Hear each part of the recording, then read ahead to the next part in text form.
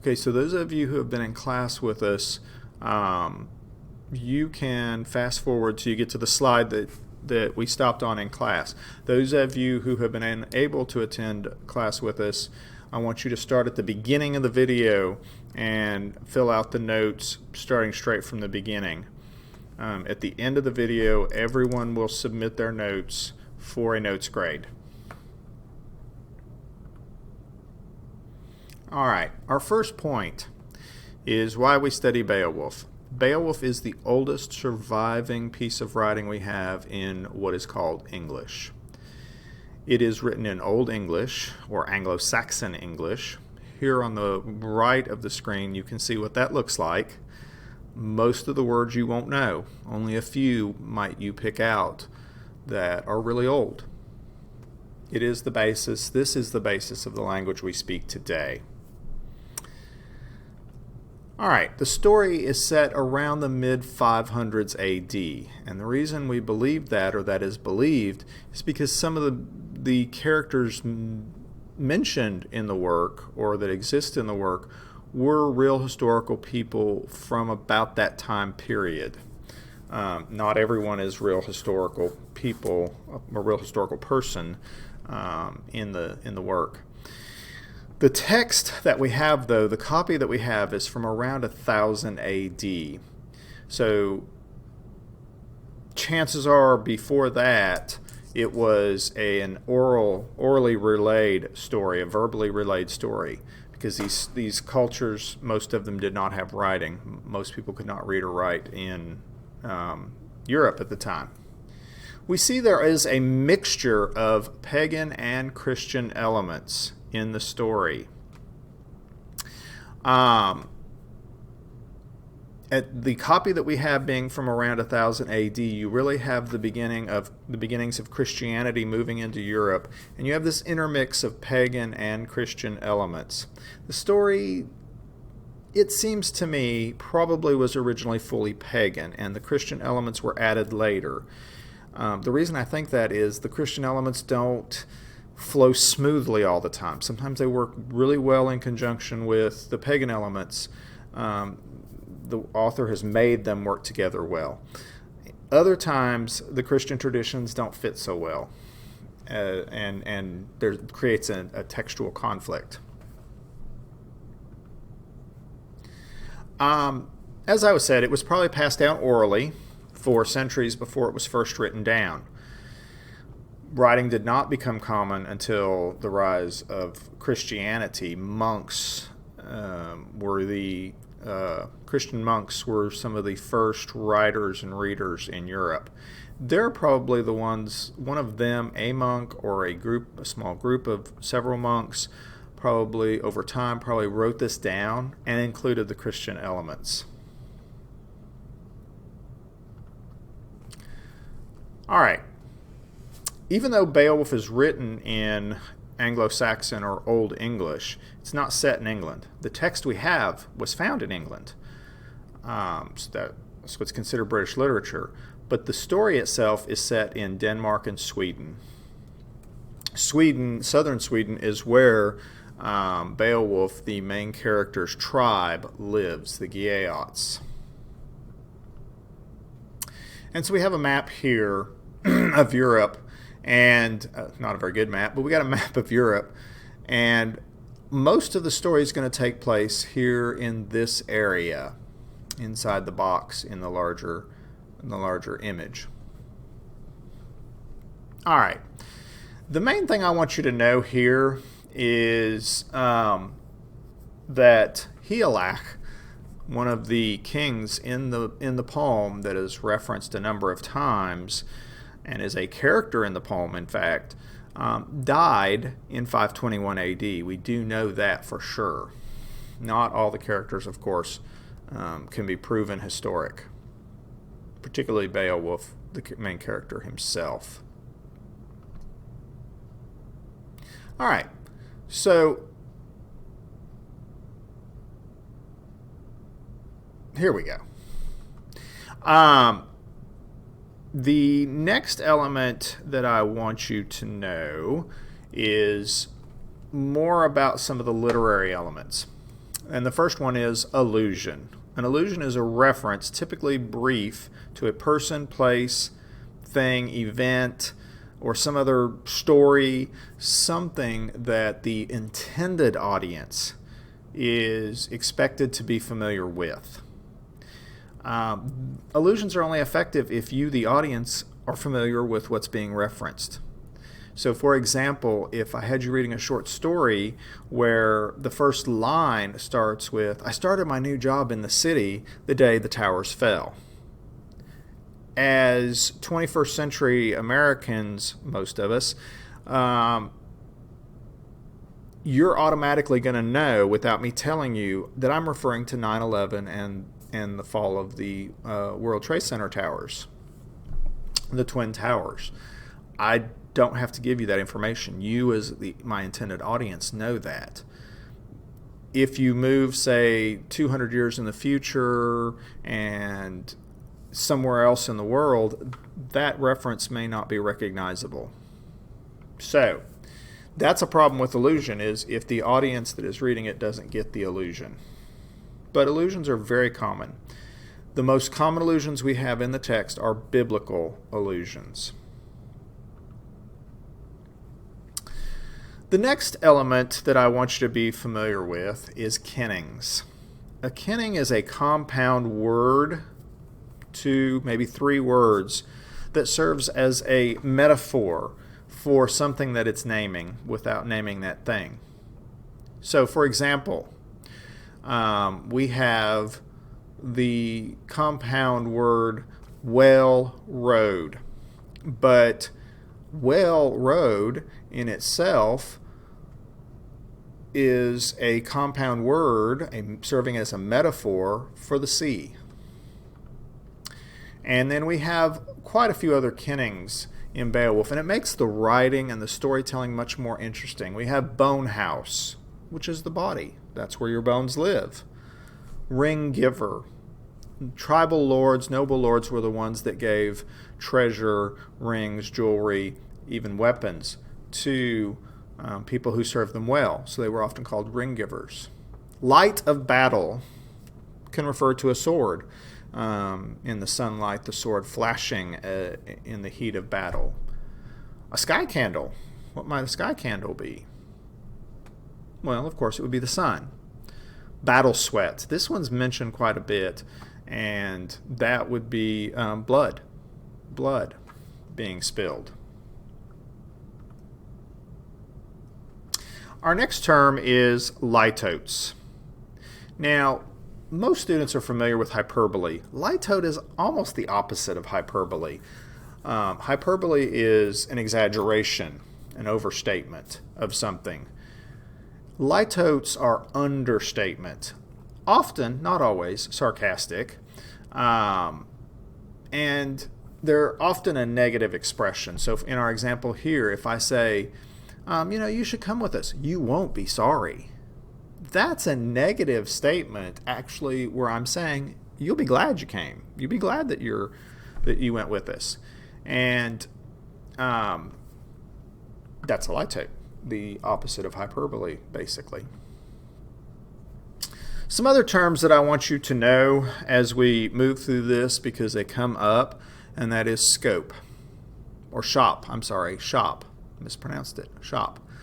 A storyteller, a tribal poet or a traveling poet who is responsible for telling these oral tradition stories, reciting these oral tradition stories, maintaining the history of the tribe or the culture, because they didn't have writing.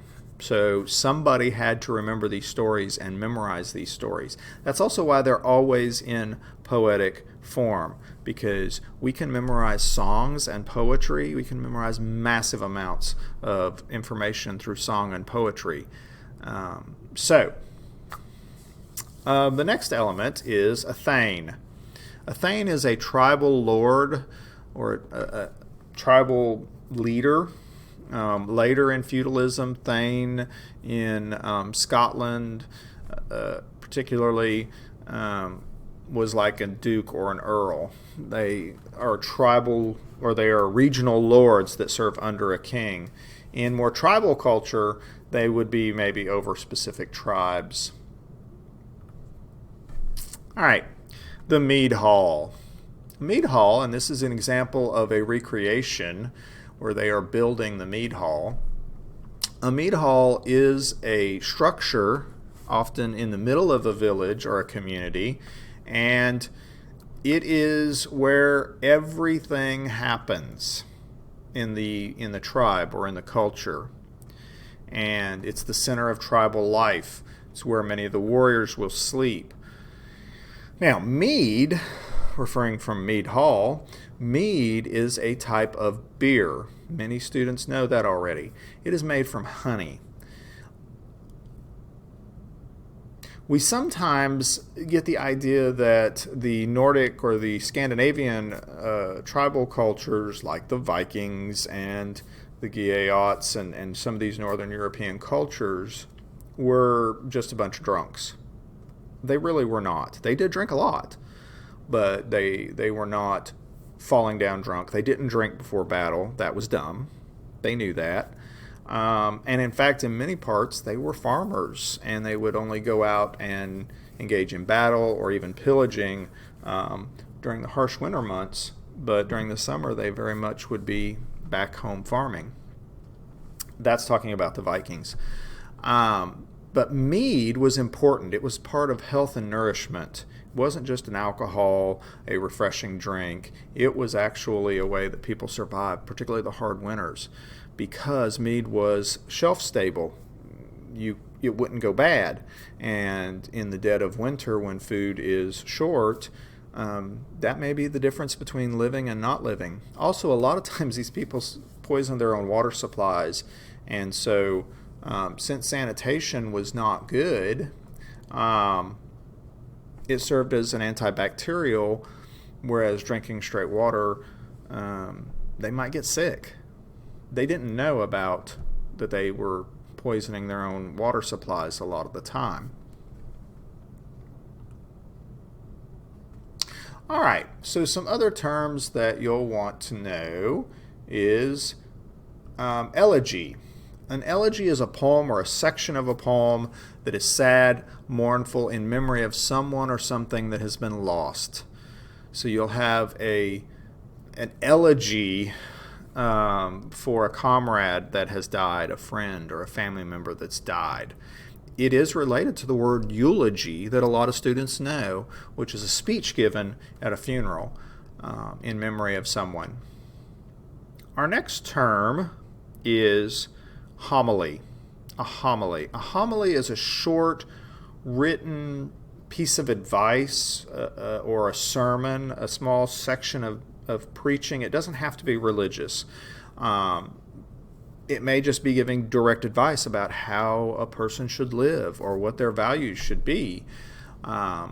Some church services you have homilies, or some ceremonies you have homilies, many sermons within them, giving direct advice about how one should live. We'll see that in the work. Now, weird. We think of the modern word weird, strange, unusual, but in the Anglo-Saxon English, it refers to fate. And we'll see this as well later on, but weird is the Northern European version of fate. Most students are familiar with Greco-Roman fate. If it is fated that something bad is going to happen to you, you can't stop it. Your fate is determined. In the case of early European cultures, yes, while fate was hard to overcome, if you were strong enough, if you were powerful enough, if you were determined enough and dedicated enough, you might be able to rewrite or beat your fate. It was hard, but it was not unavoidable. In traditional Greco-Roman traditions and mythologies that we're more familiar with, fate is pretty set, and you're not going to get away from it. So weird is the European version of that, where there's a little hope. Blood feud. Blood feuds happen in tribal cultures all around the world. And a blood feud often occurs when someone is killed, either accidentally or intentionally, and the family member of the people that are of the person killed will go and want to take vengeance, take a blood price for the death of their loved one or their tribal member that they may have a harder time surviving without. And this concept of weregild came about. A lot of kings and even later the church realized that a lot of good soldiers were being lost to blood feuds and skirmishes that were sort of just being drama, just having drama. And so they came up, or they build this idea of the weregild. The prefix were, which we're familiar with like werewolf, a man that becomes a wolf. Were means human, man. Gild, it means gold or money. And so literally this is a life price, the price of a human life. So if you even accidentally cause the death of someone, to prevent their family from exacting a blood price, coming and killing you, you could pay the weregild, the worth of the person that died. And that worth varied depending on who they were in the tribe, in the culture, how important they were, that sort of thing. All right, we'll talk about flighting here in a moment. Let's see. Yeah, we're going to talk about flighting in the next slide. So let's move forward with that. Flighting is a verbal bragging or insulting contest between warriors or between individuals. Could even be leaders of battle. Often before a battle, and this is not just in the Scandinavian and Northern European cultures, it occurs in many different tribal cultures where warriors, guys would smack talk each other before a battle. This is what we're going to do to you. This is what I've done in the past. This is what I'm capable of. The only rule, it seems, that flighting had was if you said you could do it, you better be prepared to do it. In the modern day, we sometimes talk smack and say mean, nasty things to each other, or even, teenagers, especially young teenagers. I could whoop up on you. Well, in this culture, you better be prepared to actually do it. Let's watch a little clip of a Hollywood movie where you have a little bit of flighting going on.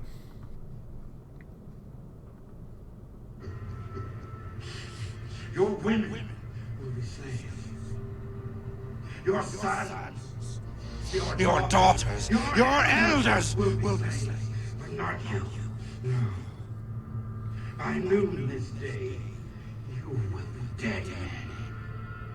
The 1,000 nations of the Persian Empire descend upon you. Our arrows will blot out the sun. Then we will fight in the shade. Okay, so there we saw some bragging. Not a perfect scene, but you get that sense. The man here is saying what the Persians are going to do to the Spartans, and how they're going to block out the sky with their arrows, and your wives and children will be slaves, but you will be dead. And of course, you have that very pithy sort of response to flighting, which was part of flighting. A good comeback was, then we will fight in the shade. Good bit of flighting there. Now, the next term, lof. Lof is the Old English word for glory in battle. And so I want you to know that term as well. Okay, moving through and on to our final little bit here, important themes that we see. In a large epic work, there are many different themes that come that can be focused on in a story. And the show would sometimes focus on one theme in the story more than others for whatever reason. They're trying to make a point or they're trying to teach a value, which these stories weren't just entertainment. They preserved historical events with some what we'd now call fiction mixed in. They also taught the values of the culture, what was important, how a person should live.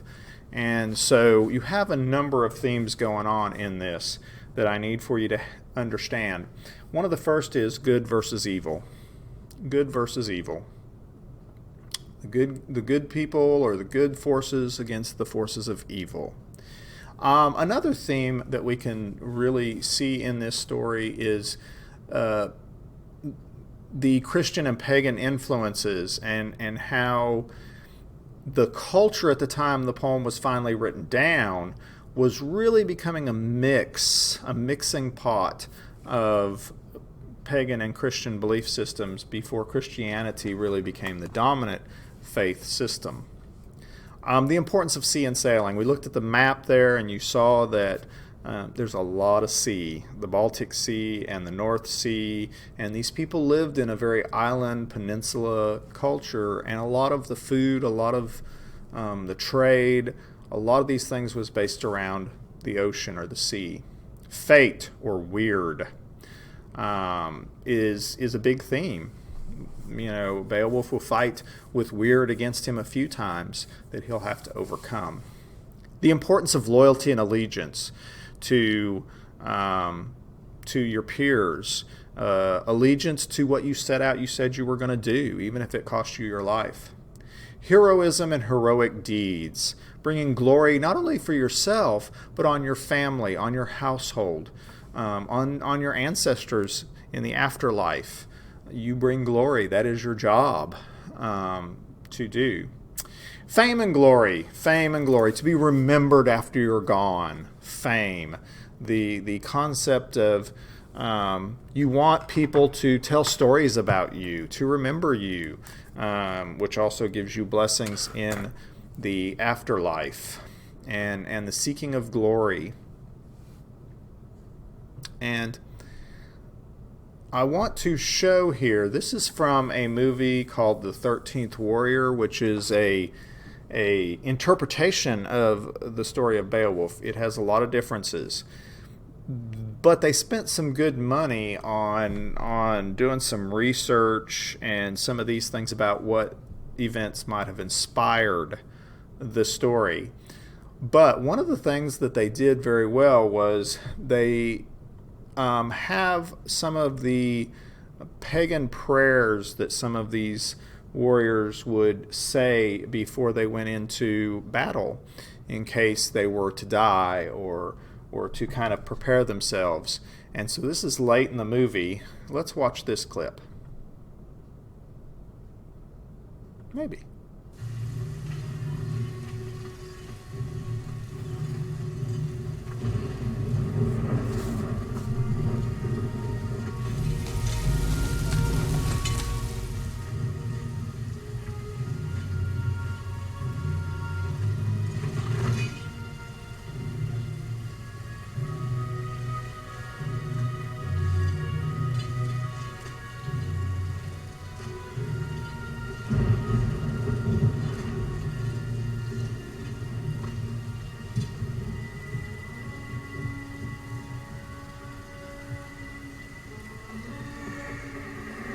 This is the enemy approaching.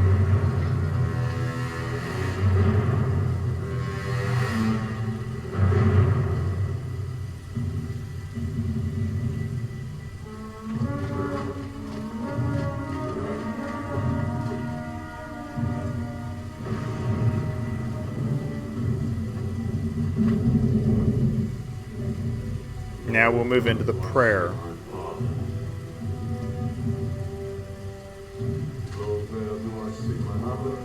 Sisters and my brothers.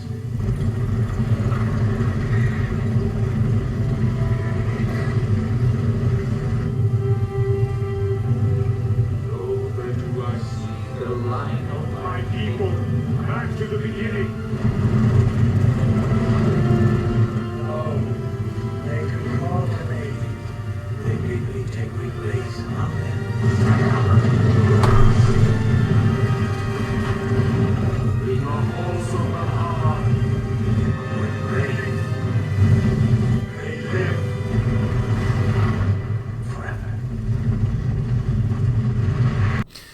And we have one more clip I want to show you from that same movie, and this is a Viking burial. For a really noble or heroic warriors or nobility, they would pile up a ship with weapons and with supplies and with lots of things, and they would either set it on fire and push it out to sea where it would burn, sending the deceased warrior off to their afterlife with gifts and things for their journey in the ship, or they would sometimes do it on land and put the ship on land, fill it full of these different gifts and things for their trip into the afterlife, and then they would burn it and then bury it. So this is some of the research the movie did to sort of portray that.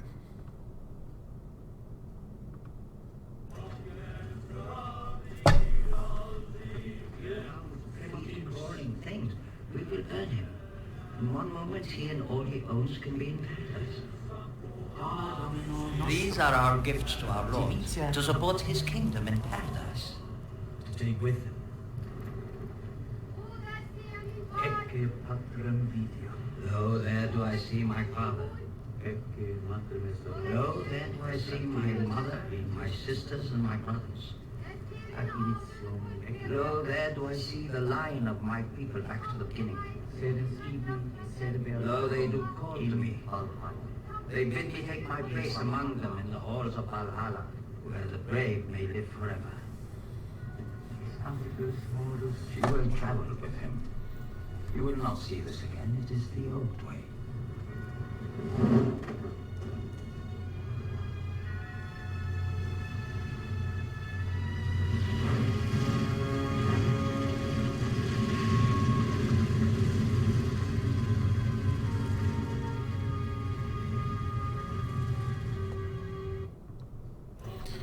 Okay, so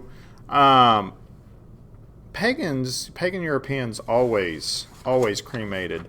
Burial was a Christian tradition to preserve the body, and so you got that prayer again, which I'd forgotten that's what they said. But the blonde guy that was speaking to the older man and the character played by Antonio Banderas, he's actually speaking Old English. They actually did a lot of research and made sure that when these characters spoke in several places in the movie, they're speaking the actual Old English the way it sounded. So, all right, I want you to make sure you filled in all the elements. If you need to go back in the video to find things that you didn't get on your notes, and then you're going to submit these notes for a notes completion grade.